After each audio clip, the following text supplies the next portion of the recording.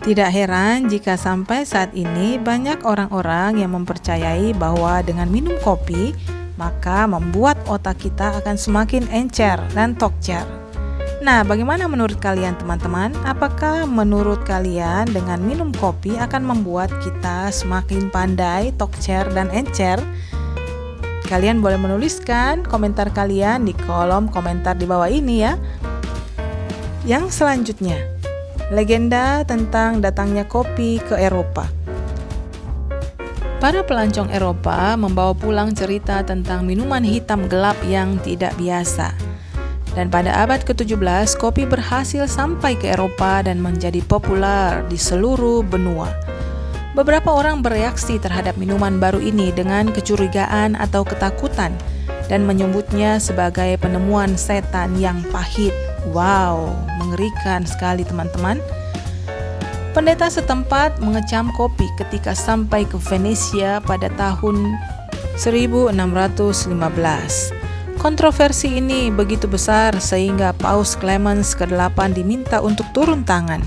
Dia memutuskan untuk mencicipi minuman untuk dirinya sendiri sebelum mengambil keputusan, dan mendapati bahwa minuman ini begitu memuaskan sehingga dia memberikannya persetujuan kepausan.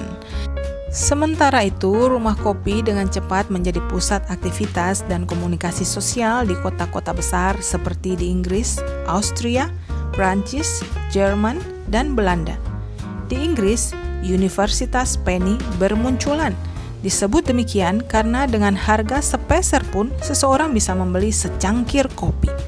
Kopi mulai mengganti minuman-minuman sarapan biasa yang ada pada saat itu seperti bir dan anggur. Mereka yang minum kopi dan bukan alkohol mulai waspada dan berenergi.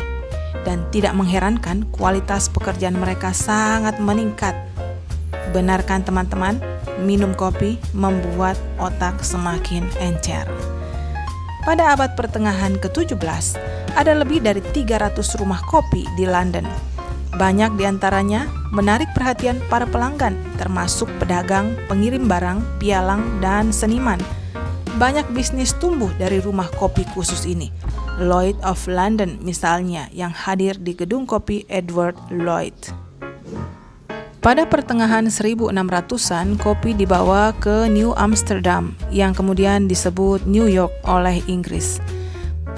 Thomas Jefferson menyebutnya sebagai kopi, minuman favorit dunia yang beradab. Jadi, jika kalian meminum secangkir kopi di pagi hari, bayangkan betapa elegannya secangkir kopi tersebut. Seiring permintaan minuman terus menyebar, ada persaingan ketat untuk mengolah kopi di luar Arab. Belanda akhirnya mendapatkan bibit pada paruh abad ke-17.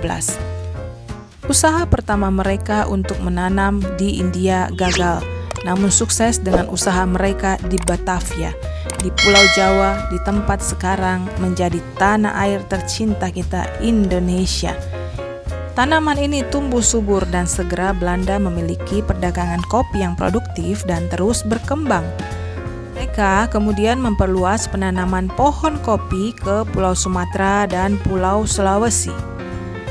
Pada tahun 1714, wali kota Amsterdam mempresentasikan sebuah hadiah dari sebuah pabrik kopi muda kepada Raja Louis ke-14 dari Prancis.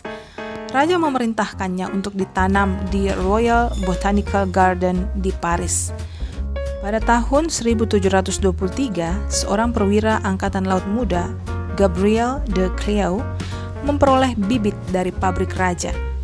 Meskipun ada perjalanan yang menantang, lengkap dengan cuaca yang menghebohkan dan serangan para bajak laut, dia berhasil mengangkut bibit kopi ini dengan selamat ke Martinique. Setelah ditanam, bibit tidak hanya tumbuh subur, tetapi juga dikreditkan dengan penyebaran lebih dari 18 juta pohon kopi di Pulau Martinique dalam kurun waktu 50 tahun.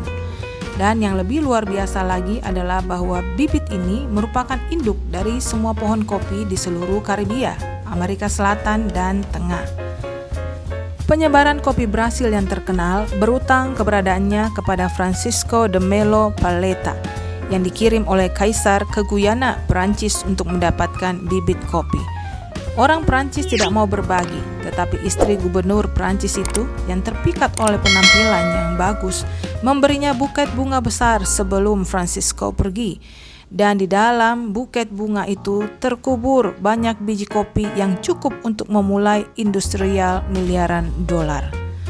Para misionaris dan pelancong, pedagang dan koloni terus membawa bibit kopi ke lahan baru, dan pohon kopi ditanam di seluruh dunia. Perkebunan didirikan di hutan tropis yang megah, dan di dataran tinggi pegunungan yang kasar, beberapa tanaman tumbuh subur, sementara yang lainnya berumur pendek. Negara-negara baru mendirikan sektor-sektor kopi. Menjelang akhir abad ke-18, kopi telah menjadi salah satu tanaman ekspor yang paling menguntungkan di dunia. Setelah minyak mentah, kopi merupakan komoditas yang paling banyak dicari di dunia. Oke teman-teman, sampai di sini sejarah asal mula kopi. Jadi jangan lupa ketika kalian menghirup aroma harum secangkir kopi di tangan kalian, ingatlah betapa besar perjuangannya untuk menjadi kopi yang wangi di tangan kita. Terima kasih sudah mendengarkan kisah kita hari ini. See you in the next video. Bye-bye.